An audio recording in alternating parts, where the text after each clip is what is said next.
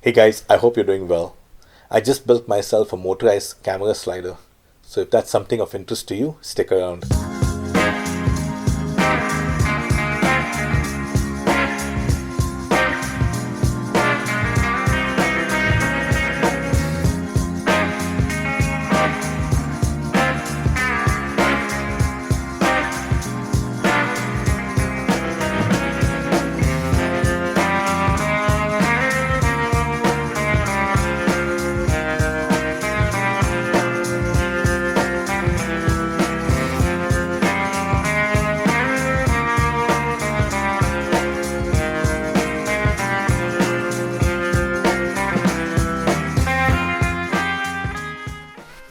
I've always wanted a camera slider that did those smooth panning shots. And I picked up a manual slider 2 years back, and then it just lay in a corner collecting dust. So I thought, let's see if I can automate the movement. And there are quite a few tutorials that show you how to do so. So I'm going to cover the build briefly, and I'm also going to talk about all the challenges you will face should you go down this path.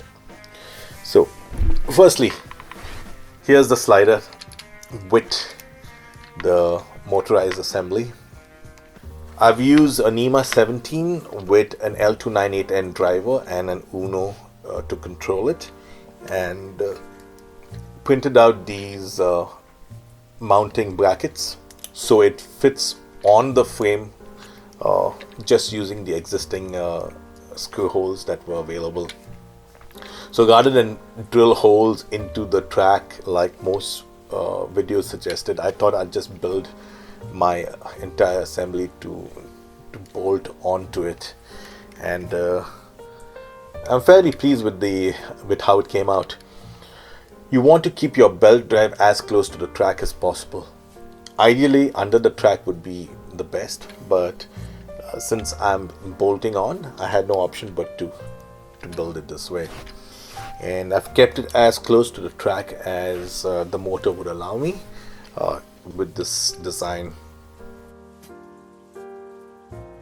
You can use either a 9-volt battery or a 12-volt adapter, which I would recommend. With 12 volts, you are getting more torque out of the motor than you would with 9 volts. So it'll definitely help you run a bigger camera better. I'm using a Canon 80D with a full ball mount, and it works fine.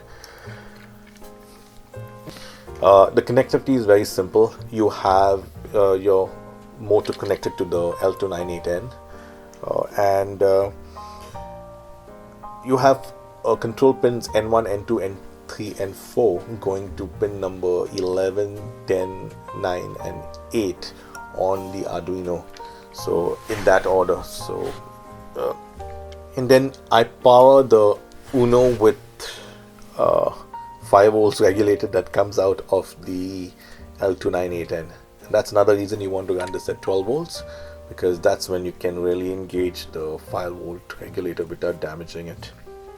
I've also installed a power switch so I can just disable it if required.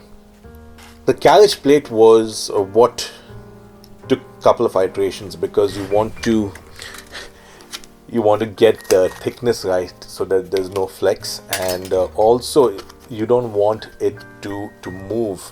So I actually kind of built a stopper at the bottom, so the final bit has like a stopper, so when it fits here it does not move, Now it won't move even if it's slightly loose, because it hits against the carriage, and the belt has been brought as close to the top as possible, so you get the best transfer of motion there.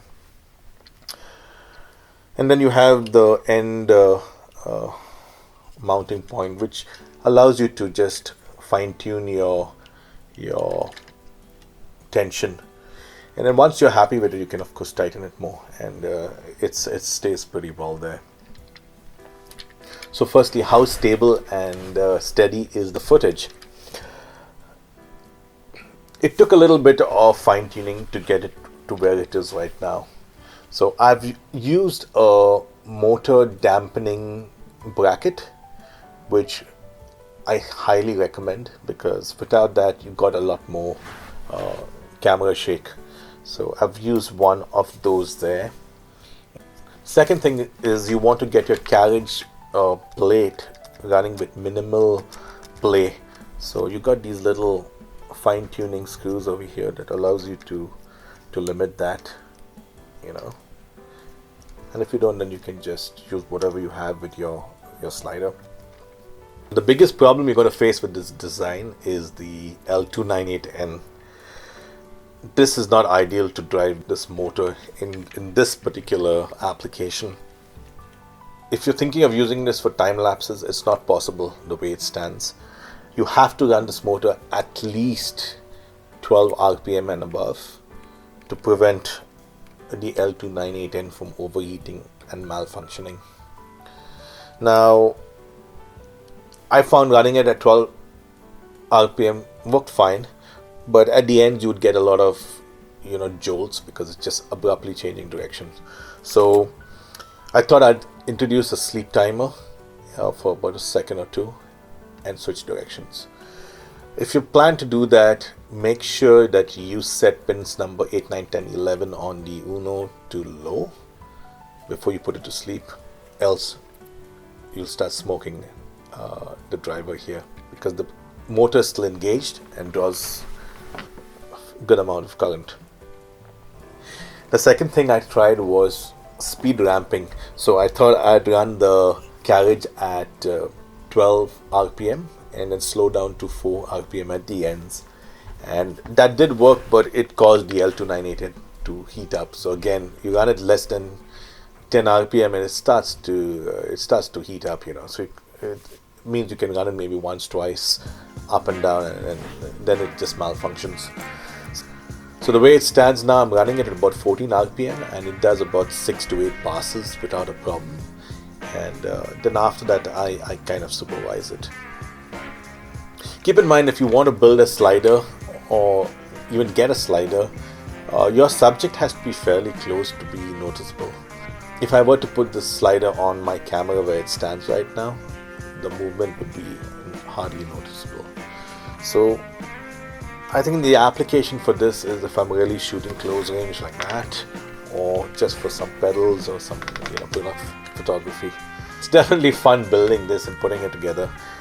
In case you're wondering, the model of this slider is the VM80.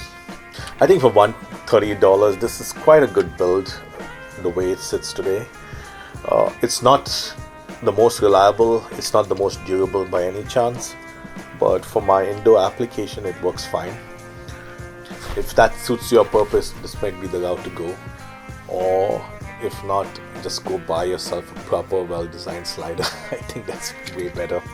Let me know what you thought of this build in the comments below. If you have any ways to address the L298N heating issues and running it at slower speeds, please let me know. I hope you found it helpful. If you did, let me know in the comments as well. If you haven't already, do consider subscribing to the channel, and with that, I'll see you on my next update. Bye now.